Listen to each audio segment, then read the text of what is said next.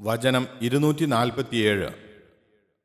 വഖാല ലഹും, അവരോട് പറയുകയും ചെയ്തു, നബിയുഹും, അവരുടെ പ്രവാചകൻ, ഇന്നല്ലാഹ, നിശ്ചയമായും അല്ലാഹു, ഖദ് ബഅസ, നിയോഗിച്ചു തന്നിട്ടുണ്ട്, ലക്കും, നിങ്ങൾക്ക്, താലൂത, താലൂത്തിനെ, മലിക, ഒരു രാജാവായിട്ട്. ഖാലൂ, അവർ പറഞ്ഞു, അന്നാ യകൂനു, എങ്ങനെ ഉണ്ടാകും, ആകുന്നതെങ്ങനെ, ലഹു, അവന്, അൽ മുൽക്കു, രാജത്വം, അലൈന, ഞങ്ങളുടെ മേൽ, വനഹ്നു, ഞങ്ങളാവട്ടെ, അഹഖു, കൂടുതൽ അർഹരാണ്, ബിൽ മുൽക്കി, രാജത്വത്തിന്, മിൻഹു, അവനേക്കാൾ, വലം യുഅ്ത, അവനു നൽകപ്പെട്ടിട്ടുമില്ല, സഅതൻ, വല്ല കഴിവും, ഒരു വലുപ്പം, വിശാലത, മിനൽ മാലി, ധനത്തിൽ നിന്ന്, ധനത്താൽ, ധനം സംബന്ധിച്ച്. ഖാല, അദ്ദേഹം പറഞ്ഞു, ഇന്നല്ലാഹ, നിശ്ചയമായും അല്ലാഹു, ഇസ്തഫാഹു, അദ്ദേഹത്തെ തിരഞ്ഞെടുത്തിരിക്കുന്നു, അലൈക്കും, നിങ്ങളുടെ മേൽ, വസാദഹു, അദ്ദേഹത്തിന് വർദ്ധിപ്പിക്കുകയും ചെയ്തിരിക്കുന്നു, ബസ്തൻ, വികാസം, വിശാലത, വലുപ്പം, ഫിൽ ഇൽമി, അറിവിൽ, ജ്ഞാനത്തിൽ, വൽ ജിസ്മി, ശരീരത്തിലും, വല്ലാഹു യുഅ്തി, അല്ലാഹു കൊടുക്കും, മുൽക്കഹു, അവന്റെ വക രാജത്വം, മൻ യശാഉ, അവൻ ഉദ്ദേശിക്കുന്നവർക്ക്, വല്ലാഹു വാസിഉൻ, അല്ലാഹു വിശാലനാണ്, അലീം, അറിയുന്നവനാണ്. وقال لهم نبيهم إن الله قد بعث لكم طالوت ملكا قالوا أنى يكون له الملك علينا ونحن أحق بالملك منه ولم يؤت سعة من المال قال إن الله اصطفاه عليكم وزاده بسطة في العلم والجسم والله يؤتي ملكه من يشاء والله واسع عليم. അവരുടെ പ്രവാചകൻ അവരോട് പറഞ്ഞു, നിശ്ചയമായും അല്ലാഹു താലൂത്തിനെ നിങ്ങൾക്ക് രാജാവായി നിയോഗിച്ചു തന്നിട്ടുണ്ട്. അവർ പറഞ്ഞു, എങ്ങനെയാണ് അവന് ഞങ്ങളുടെ മേൽ രാജത്വം ഉണ്ടാകുന്നത്? ഞങ്ങളാകട്ടെ രാജത്വത്തിന് അവനേക്കാൾ അർഹതയുള്ളവരാകുന്നു. മാത്രമല്ല, ധനം സംബന്ധിച്ച് വേണ്ടുന്ന ഒരു കഴിവും അവന് നൽകപ്പെട്ടിട്ടുമില്ല. എന്നിരിക്കെ അദ്ദേഹം പറഞ്ഞു, നിശ്ചയമായും അല്ലാഹു അദ്ദേഹത്തെ നിങ്ങളുടെ മേൽ രാജത്വത്തിന് തിരഞ്ഞെടുത്തിരിക്കുന്നു. അവൻ അദ്ദേഹത്തിന് അറിവിലും ശരീരത്തിലും വികാസം കൂട്ടുകയും ചെയ്തിരിക്കുന്നു. അല്ലാഹു അവൻ ഉദ്ദേശിക്കുന്നവർക്ക് അവന്റെ വക രാജ്യത്വം നൽകുന്നു.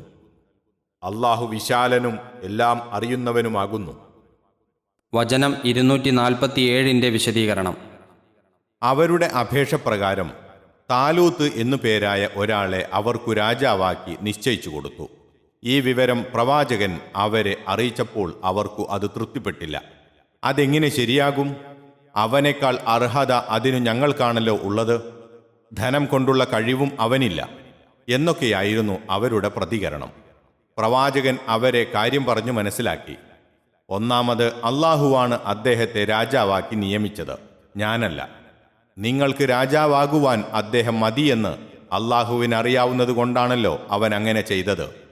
രണ്ടാമത്, അറിവ് കൊണ്ടും ശരീരസ്ഥിതി കൊണ്ടും അദ്ദേഹം മികച്ചു നിൽക്കുന്നു. ഭരിക്കുവാനും നയിക്കുവാനും വേണ്ടത് അറിവാണ്. യുദ്ധം പോലെയുള്ള സന്നിഗ്ധഘട്ടങ്ങളെ നേരിടുവാൻ വേണ്ടത് ശരീരശക്തിയാണ്. രണ്ടും അദ്ദേഹത്തിനുണ്ട്. മൂന്നാമത്, രാജ്യത്വം നൽകലും മറ്റും അല്ലാഹു തൻ്റെ ഉദ്ദേശമനുസരിച്ച് ചെയ്യുന്ന കാര്യങ്ങളാണ്. അതിൽ നമ്മുടെ അഭിപ്രായത്തിനു സ്ഥാനമില്ല. നാലാമത്, അനുഗ്രഹം കൊണ്ടും കഴിവുകൊണ്ടും കരുണ കൊണ്ടുമെല്ലാം അല്ലാഹു അങ്ങേയറ്റം വിശാലനാണ്. അവൻ സർവജ്ഞനുമാണ്. അപ്പോൾ സൃഷ്ടികളുടെ ഗുണവും ആവശ്യവും അവനു അജ്ഞാതമല്ല. അതിലവൻ പിശുക്കും കാണിക്കുകയില്ല എന്നൊക്കെ. ഇസ്രായേല്യർ 12 ഗോത്രങ്ങളായിരുന്നുവല്ലോ. അവരിൽ ലേവി ഗോത്രത്തിൽ പ്രവാചകത്വവും യഹൂദ്യ ഗോത്രത്തിൽ ന്യായാധിപത്യവും പാരമ്പര്യമായി തുടർന്നു പോന്നിരുന്നു. അവരിൽ ഒരു ചെറുഗോത്രമായ ബിന്യാമീൻ ഗോത്രത്തിൽപ്പെട്ട ആളായിരുന്നു താലൂത്ത്. അദ്ദേഹം കാലികളെ മേക്കുക, ചെരുപ്പ് തുന്നുക മുതലായ ജോലികൾ ചെയ്തിരുന്നു. പറയത്തക്ക ധനശേഷിയൊന്നും ഇല്ലായിരുന്നു. അവനേക്കാൾ രാജ്യത്വത്തിന് അർഹൻ ഞങ്ങളാണല്ലോ എന്ന് അവർ പറഞ്ഞത് അതുകൊണ്ടാണ്. താലൂത്ത് എന്ന പേരിന്റെ സ്ഥാനത്ത് ബൈബിളിൽ കാണുന്ന പേർ ശൗൽ എന്നത്രേ. അടിക്കുറിപ്പ്: ശൗലിനെപ്പറ്റി വേദപുസ്തക നിഘണ്ടുവിൽ ഇങ്ങനെ കാണാം: ഇവൻ ഇസ്രായേലരിലെ 1-ാമത്തെ രാജാവായിരുന്നു. കാലം ക്രിസ്തുവിന് മുമ്പ് 1050 മുതൽ 1017 വരെ എന്ന് പറയാം. അദ്ദേഹത്തിന് 2 പേരുണ്ടായിരുന്നതാണോ അതല്ല ഒരു പേർ ലോപിച്ച് മാറ്റം വന്നതാണോ ഈ വ്യത്യാസത്തിനു കാരണമെന്നറിഞ്ഞുകൂടാ. ഏതായാലും ഖുർആനിൽ വന്ന പേരുകൊണ്ട് നമുക്ക് തൃപ്തിപ്പെടാം. ഈ രംഗം ബൈബിൾ വിശദീകരിച്ചതിൻ്റെ സംക്ഷിപ്ത രൂപം ഇങ്ങനെയാകുന്നു: ബിന്യാമീൻ ഗോത്രത്തിൽ കീശു എന്ന ധനികന് ശൗൽ എന്നു പേരുള്ള ഒരു മകനുണ്ടായിരുന്നു. യൗവനവും കോമളത്വവും ഉള്ളവനും എല്ലാവരേക്കാളും തോൾ മുതൽ പൊക്കമേറിയവനുമായിരുന്നു. കീശിൻ്റെ കാണാതായ കഴുതകളെ അന്വേഷിച്ചുകൊണ്ട് ഒരു ഭൃത്യനോടൊപ്പം അവൻ മകൻ ശൗലിനെ പറഞ്ഞയച്ചു. തേടിത്തിരഞ്ഞു നടന്ന കൂട്ടത്തിൽ ശമൂവേലിൻ്റെ പട്ടണത്തിലെത്തി. ഇവിടെ ഒരു ദൈവപുരുഷനുണ്ടെന്നും അദ്ദേഹം കഴുതകളെപ്പറ്റി പറഞ്ഞു തരുമെന്നും അദ്ദേഹത്തെ നമുക്ക് കാണാമെന്നും ഭൃത്യൻ പറഞ്ഞു. രണ്ടാളും ചെന്ന് ശമൂവേലിനെ കണ്ടു. അദ്ദേഹം ശൗലിനെ സൽക്കരിക്കുകയും തൻ്റെ ഭാവിയെക്കുറിച്ച് പറയുകയും ചെയ്തു. ശൗലിൻ്റെ വരവിനെപ്പറ്റി അദ്ദേഹത്തിന് മുമ്പ് തന്നെ വെളിപ്പാടുണ്ടായിരുന്നു. പിന്നെ അദ്ദേഹം എല്ലാവരെയും ഒരുമിച്ച് കൂട്ടി അദ്ദേഹത്തെ രാജാവാക്കുന്ന വിവരം അറിയിക്കുകയും രാജധർമ്മത്തെപ്പറ്റി വിവരിക്കുകയും ചെയ്തു. സാധനങ്ങളുടെ ഇടയിൽ ഒളിച്ചിരിക്കുകയായിരുന്ന ശൗലിനെ ജനമധ്യേ വരുത്തി. എല്ലാവരും സന്തോഷിച്ചു. രാജാവേ, ജയ ജയ എന്ന് വിളിച്ചു. എങ്കിലും ചില നീചന്മാർ ഇവൻ എങ്ങനെ നമ്മെ രക്ഷിക്കും എന്ന് പറഞ്ഞ് ശൗലിനെ ധിക്കരിച്ചു. 1-ാം പുസ്തകം ശമൂവേൽ അദ്ധ്യായം 9-10.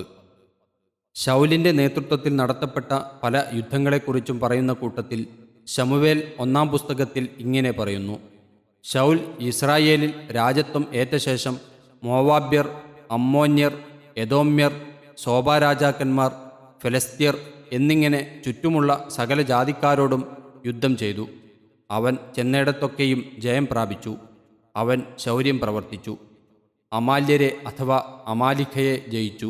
ഇസ്രായേല്യരെ കവർച്ചക്കാരുടെ കയ്യിൽ നിന്ന് വിടുവിക്കുകയും ചെയ്തു.